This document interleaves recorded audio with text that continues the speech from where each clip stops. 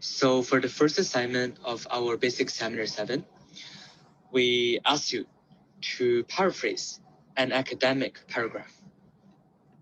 So today I will be talking a little bit about how our evaluation criteria works for grading your submitted assignment.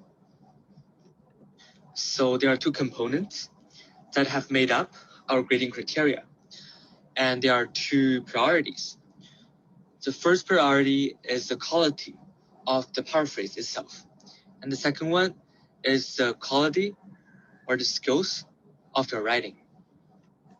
So when you're writing your literature review, what is most important is that you have accurately retained the original meaning and the conclusions of the works you are citing.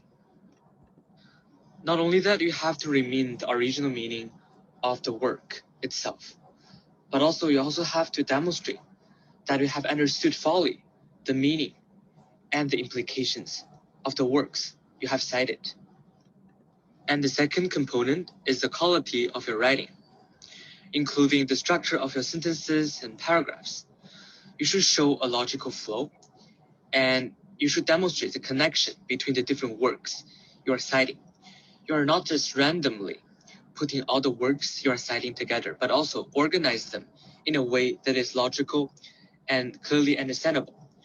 So they have to be related to what you are researching and the topic of your paper. And obviously, grammar mistakes should be avoided, and you should structure your sentences in a way that is easily readable. So we have classified your submissions into 3 different levels. The first one is the excellent paraphrases. The second one is the good paraphrases. And the third one is the paraphrases that need further improvements. So the excellent paraphrases, they have appropriate degree of paraphrasing, and also they remain the original meaning at the same time. And they have clear sentence structures and paragraphs, and they don't have grammar mistakes, and importantly, they have consistent reference style and version applied throughout the writing. And for the good paraphrases, they have appropriate degree of paraphrasing, and they try to remain the original meaning, and they have the consistent reference style throughout the writing. But sometimes they have occasional grammar mistakes, and also some sentences are too long or too short. So they should structure the sentences in a way that is more easily readable. When you paraphrase the conclusions of a research, and also when you are doing literature review, you should try to select the key information and the important outcomes and conclusions of the works you are citing, instead of putting all the details of the research you're referring to in your own article. And instead of using quotations all along, it is a good idea to use your own words to conclude the works you are citing, and also to make sure that you didn't change the meaning of the works. So for the third grade, which are paraphrases that need more improvements, they rely too much on the original text. They didn't use their own words to paraphrase them, and also they make sentence structures very hard to understand or unclear. And many grammar mistakes have happened in the writing, so the quality of writing is low, and there are some confusion over the logic of putting those works together in the paragraph. And sometimes the author doesn't use the same citation style throughout his or her writing.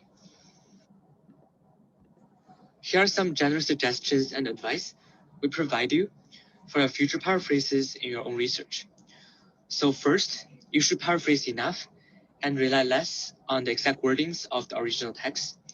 And at the same time, you should try to adequately understand and retain the original meaning of the works you are citing, and be selective on the important details and examples in the original works.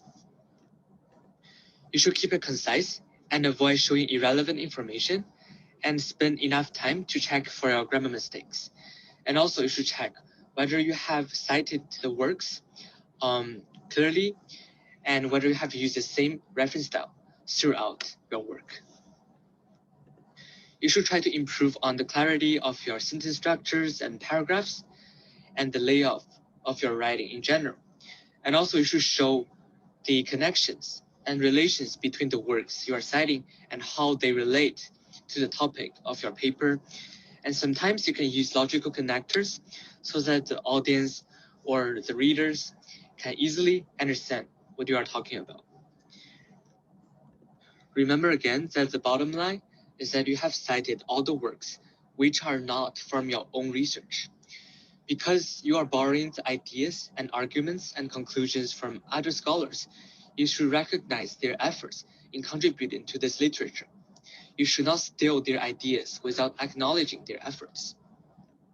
Regarding the definition of plagiarism, how you can avoid it, and the different citation styles, you should always refer back to our second week's discussion and lecture slides. And also, if you are borrowing the graphs, tables, or other types of images of other scholars, or the images online, you should also cite them in the footnotes or the end list references. And I noticed that some of you guys cited news articles or resources online. It is important for you to state the date of access of the online material because the internet environment is dynamic. It changes all the time. So you should do that. And also what you should do when you are citing a specific argument or idea is that you should use full references, which means that you should state the page number and the chapter number of the book, or the page number of a journal article, or the section of the journal article, so that when the readers read your articles and want to check for themselves whether your citations are correct or where you got the ideas, they can easily find the works you are citing. An important aspect of science and social science as well is falsification. So when you provide references and citations, you are indicating that you are open for falsification. Otherwise, the readers cannot falsify, cannot test for themselves whether your ideas are evidence-based.